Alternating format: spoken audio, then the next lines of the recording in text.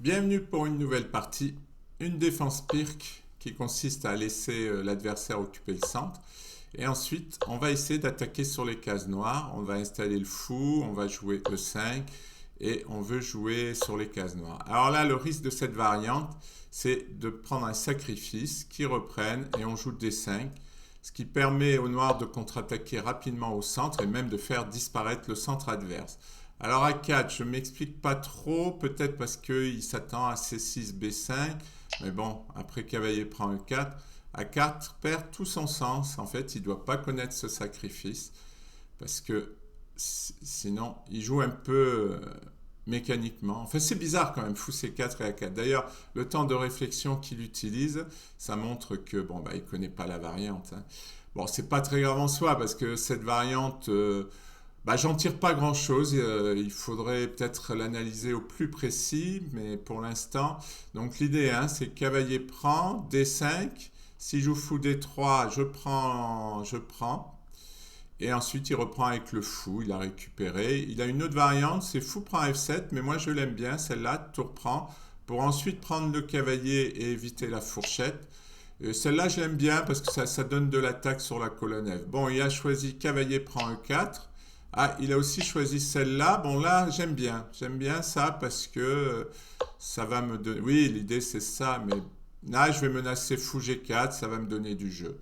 Je vais pouvoir jouer tour D8, cavalier C6, et tout ça va me donner du jeu. Je menace fou G4. Alors, voyons, pourquoi a-t-il joué fou E3? Oui, pour défendre le pion, mais fou G4. Maintenant, si je joue à 3, H3, je lui fais des pions doublés. Là, je vais prendre ici. Bon, les pions doublés n'ont pas l'air de le embêter. Bon, j'ai la paire de fous, ben, je vais donner la paire. Ah oui, je vais lui ouvrir la colonne. Oh, est-ce que c'est vraiment embêtant cette ouverture de colonne? Je ne pense pas, parce que j'ai quand même un fianchetto, c'est-à-dire que j'ai un pion et un fou qui me défendent. Et là, il va être embêté avec ses pions doublés, hein. Bon, s'il veut attaquer, il a intérêt à garder la dame, parce que s'il échange les dames, la finale est pas bonne pour lui, parce qu'il a deux pions sur la même ligne qui se défendent pas. Bon, là, il a pas de pion. Bon, donc il a raison, il garde la dame pour essayer d'attaquer. Mais son pion isolé est quand même un problème, parce que maintenant, j'attaque deux fois avec fou et cavalier. Il défend qu'une, donc il va défendre, il va sûrement faire le grand roc et je vais amener la tour. Alors, je dois me méfier de coups comme cavalier B5 qui va attaquer ce pion, parce qu'il est difficile à défendre. Est-ce que je pourrais pas renvoyer ma dame pour l'embêter un peu? Euh, ouais, je sais pas. Bon, je sais pas. S'il me prenait ce pion, ça ouvrirait la colonne. Ce serait peut-être pas trop... Pour l'instant, j'estime qu'il n'a pas d'attaque sur le roc, donc je peux m'autoriser à laisser. Vous voyez, ça n'a pas tardé, hein. Mais je pense que tour C8, tout simplement, je vais jouer à 6. Et pour moi, il a perdu des temps, tout simplement. Sa structure de pion est pas bonne, hein. Il a une colonne ouverte qui permet d'attaquer, mais là, il bouge pas au centre. Il peut pas avoir de mouvement, c'est ennuyeux. C'est-à-dire qu'il va pas bouger, quoi. Là, il met son fou sur une case non défendue. Bon, son idée, c'est de prendre ici. C'est de prendre ici. Bon, ça, tout ça pose problème. Je vais chasser son cavalier quelque part. Alors, attendez, je réfléchis. Euh, Ah oui, je peux chasser son cavalier. Là, ça me paraît bien de chasser son cavalier. Parce que je vais gagner ce pion. Je vais gagner ce pion. Je vais attaquer son fou. Ça me paraît bien. Ça me paraît bien. Ouais. Je regarde, hein, pour voir s'il n'y a pas des choses méchantes. Mais là, vous voyez, j'ai la colonne ouverte, j'ai la diagonale ouverte, j'attaque le fou. S'il échange, je vais attaquer la dame. Bon, je pense que ça fait quand même beaucoup d'éléments. Euh, Ça fait beaucoup d'éléments. Donc, reste à voir si je peux en faire quelque chose. J'attaque ici aussi. Voilà, là, je trouve très courageux. Euh, je le trouve très courageux.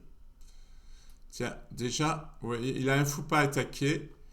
Et là, je vais menacer une double menace d'échec et mat ici et d'attaquer le fou.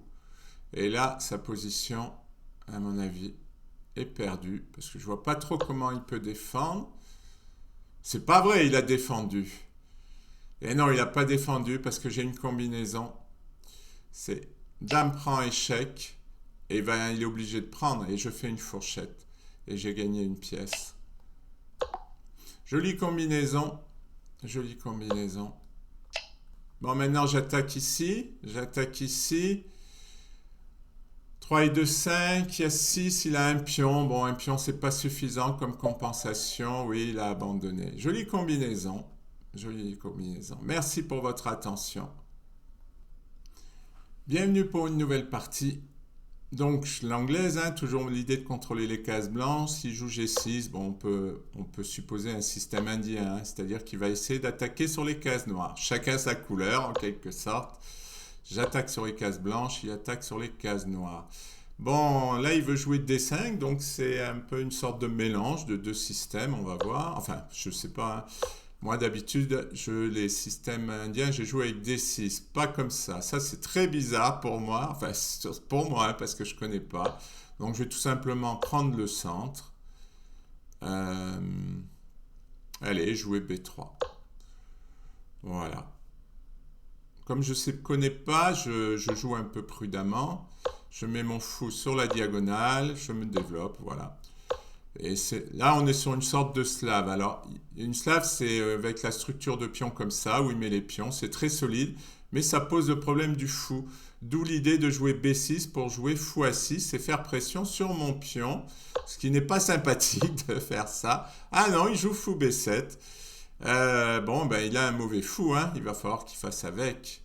Alors moi, je vais peut-être jouer pour E4 pour occuper le centre parce que je vois pas trop ce que je pourrais faire dans cette position. Bon, alors le problème, c'est que ça va un peu lui débloquer son fou, mais bon, ça lui donne même une découverte. Voilà, tour prend et il va me faire une découverte. Mais bon, je protège bien le pion, a priori, pas de souci. Où est-ce que je la mets? Bon, E1. Alors, il va falloir faire attention au clouage. Alors, lui, il ne se pose pas de questions. Je prends avec le fou. Je crains pas. Fou prend cavalier puisque ma dame protégera toujours. Bon, qu'est-ce qui se passe? J'ai un avantage d'espace. Il va avoir des faiblesses de cases noires. Ah, j'ai une majorité de pions sur l'aile dame, hein. Je suis à 3 contre 2. Donc, la majorité est loin du roi noir qui aura du mal à défendre. Donc j'ai un petit avantage. Ah, il n'échange pas les dames. Moi, je m'attendais à ce qu'il échange les dames. Euh, Son cavalier, là, il va peut-être venir en E4. Bon. Est-ce que tout ça est ennuyeux? A priori, non. Donc mon idée, c'est de jouer tour D1 pour occuper la colonne et profiter de mon avantage d'espace, hein.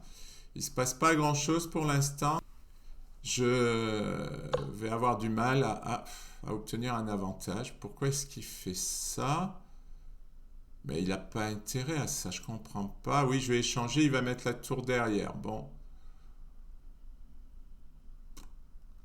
franchement, je vois pas. Dame échec. Vous voyez, je fais échec et je vais jouer tour D1.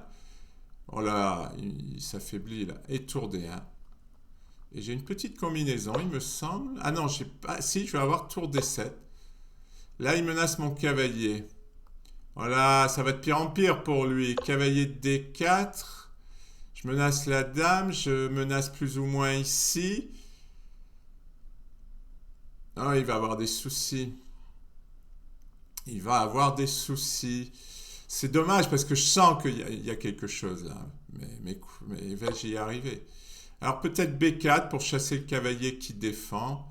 Il menace ma tour là, hein, toujours méfiance parce que il menace peut-être mon fou. Ah ben tout simplement j'échange le fou. J'ai pas besoin de jouer B4. J'échange le fou et je vais gagner la qualité. Ouais. Bon, j'ai faiblesse de case blanche, c'est ennuyeux. Ah, il y a ça qui tombe, non, tour là. Ah là, il va souffrir. Il va souffrir. Il va souffrir. Alors, si je fais tour des 7, il va faire cavalier C5, je perds un temps. Si je fais tour E7, il me mange la tour. Il faut se méfier. Tour des 7, je vais perdre un temps, ça m'embête un peu. Bon, si j'enlève mes deux tours de la première rangée, ben c'est sa dame qui va pouvoir faire des échecs. C'est quand même ennuyeux. Bon, là, je menace tour E7. Ouais, ça. J'y peux pas grand-chose. Est-ce qu'il a de la menace? Oui, menace de fourchette. C'est ennuyeux, la menace de fourchette. Je vais pas pouvoir aller prendre ce pion parce qu'il a une menace de fourchette. Et il menace ma tour. Non, pour la peine, je vais aller menacer ici pour essayer de ne pas perdre de temps. C'est dommage, j'ai perdu mon truc sur la septième là. Ça donnait envie. Non, je suis surpris par ce coup. Euh, Ah, il va jouer cavalier E4. Avec des grosses menaces sur là et sur ma tour.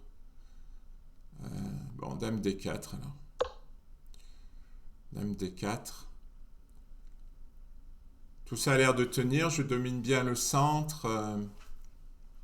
Je peux même échanger les dames. Ouais, j'ai la qualité de plus quand même, hein, et des tours qui vont être très actives. Donc l'échange des dames devrait lui détruire son contre-jeu. Ça devrait être bien pour moi, a priori. Parce que cette dame-là, avec les faiblesses sur case blanche, elle pourrait m'embêter. Bon, allez. Je joue la finale. Ah, il a oublié sa dame. Bon, de toute façon, c'était perdant, hein. J'avais un avantage d'espace.